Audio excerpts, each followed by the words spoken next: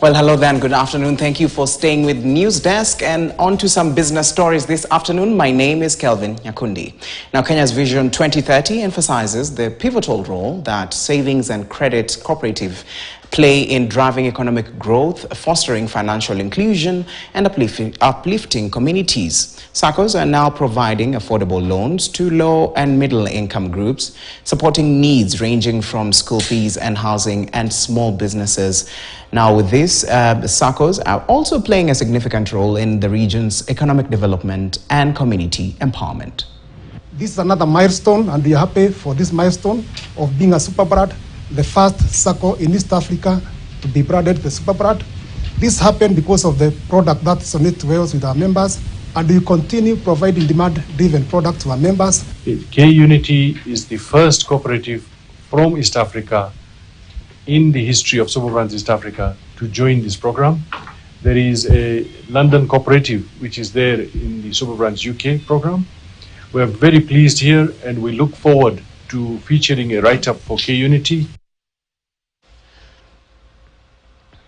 Now, more than 800 tourists have arrived yesterday via a Viking Sky ship owned by Viking Cruises, have praised the beautiful sceneries of the various places they continue to visit within the country. Speaking at the Ashnil Aruba Lodges and Camps restaurant located inside the Savo East Wasini National Park, the manager of the Ashnil Aruba Lodges, Edwin Nyamanga, noted that tourists, especially those arriving via foreign ships, are significantly increasing the number of tourists visitors in restaurants. Now, the tourists who arrived from Seychelles are expected to leave tomorrow to Madagascar.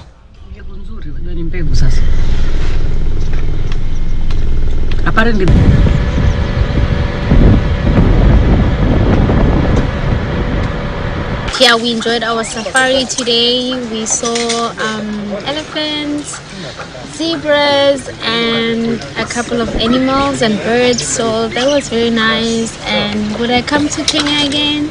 Yes, just because of the people, they're so friendly. Today, as you can see, we are blessed to have a cruise ship luncheon, total of 175 packs.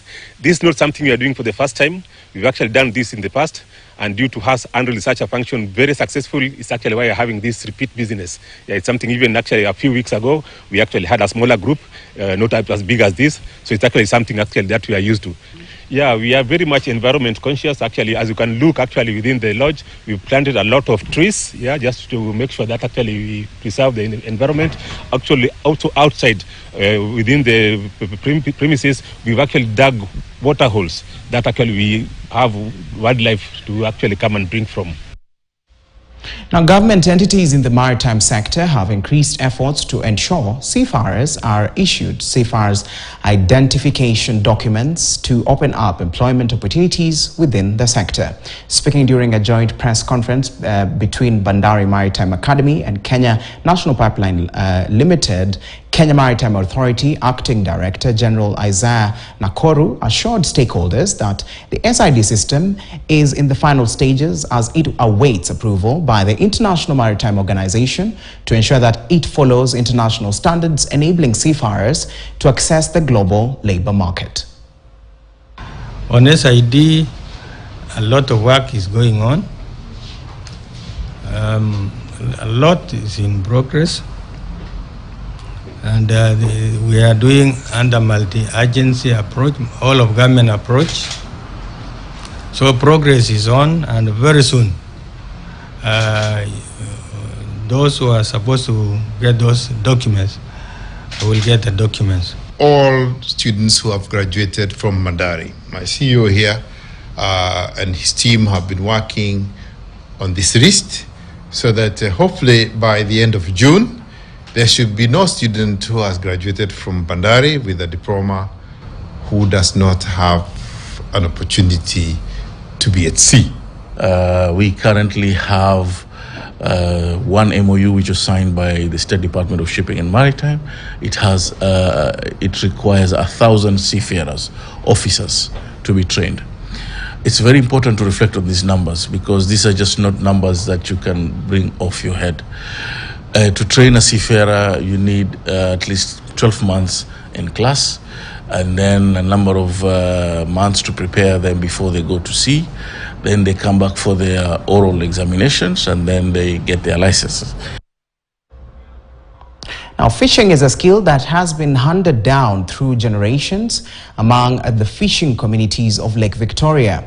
In recent years, however, several challenges, including climate change and overfishing, have emerged, making it difficult for those risking their lives on the turbulent waters of Lake Victoria to earn a living. Now, among the government's efforts to keep the fish folk afloat is setting up a modern hatchery with the ability to produce 45 million metric tons of fingerlings per year at Kibos in Kisumu. Bramel Buire reports. It is 3 o'clock in the evening at Dunga Beach on the shores of Lake Victoria. The once thriving fishing villages where boats set out every evening to harvest the abundant fish now sits in quiet reflection. Tilapia, Nile perch and dagar that once teemed in the waters has dwindled drastically. The fishermen who once relied on the lake have found themselves struggling with the species they depended on fast disappearing. This time we are experiencing the fish reduction in the Lake Victoria because of the Psalm 1-2. The major one is the climate change, which has really affected the fishing industry. However, fishermen in the region will soon have some relief following the Lake Basin Development Authority's decision to launch its subsidized fingerling distribution program. The distribution program follows the almost complete modern fingerling hatchery at Kibos in Kisumu East Sub-County that will change the fortunes of the fishing community in the region. The reason why we adopted this technology was to address the shortfall that we have in terms of production of fish locally. And from the data that we have is that annually the demand for fish locally is around 600,000 metric tons. But the shortfall in terms of what we are able to produce as a country, we have a shortfall of around 180,000 metric tons. The fingerling multiplication machine has a capacity of producing 4 million fingerlings per month that will be later sold to fisher folk at a market-friendly price of 5 shillings, way below the market rate of 15 shillings per fingerling. This center will come in very, very handy to address the shortfall, because annually we have the capacity of producing 45 million metric tons in terms of fingerlings. Now, another challenge that farmers have had away from the fingerlings are the quality fish feeds, and that is why we are partnering with Aquarage to try and provide the quality fingerlings to the farmers. With the facility targeting 45 million metric tons of fingerling in a year, stakeholders are optimistic that a 180,000 metric tons deficit of the local fish consumption will be met.